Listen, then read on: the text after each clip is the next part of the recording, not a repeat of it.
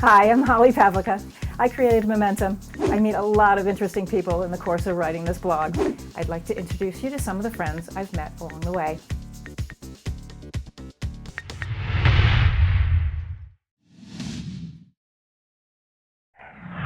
We had Ethan, and my spouse is in the movie business. He makes films, and I sort of said to him, "Well, don't you think we should have a nanny? Like, when our son is born, because in LA we don't do anything for ourselves. We have trainers, we have cooks, we don't do anything."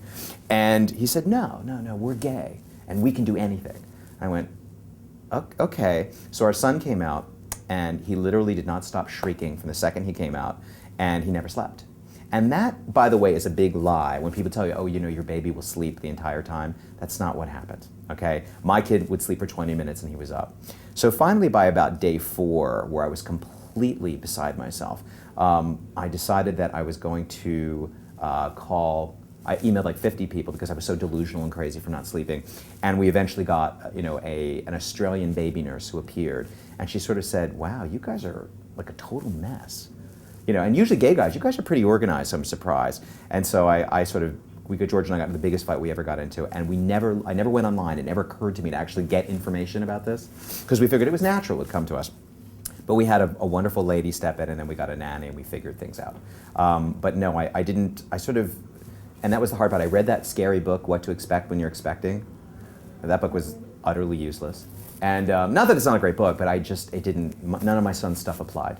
So we just sort of figured it out on our own, and it was really hard for us. And I'll tell you also, we as men, we're wusses. We can't take a lot of pain. So I don't know how you women do it, where you can stay up at night. Like when I lose sleep, I just become completely insane. I don't know, there's something, I called Uncle after like day 3, and I called in the cavalry, and we had someone come and help us. So eventually we did work out. My son did get into a pattern, he did get to sleep, but it was the hardest thing I ever had to do. Those 3 months are terrible, really bad, and no one tells you that. No one tells you how bad it's going to be, and it was really bad. But here I am, I survived. He's 8 years old and he's still alive, so I've done something right. I love you, Ethan, but no, I'm not having any more children. I did that. And what's funny is the second our son came out of our surrogate's vagina, I can say vagina on this, that's not a blue word, I knew I don't want to do this again.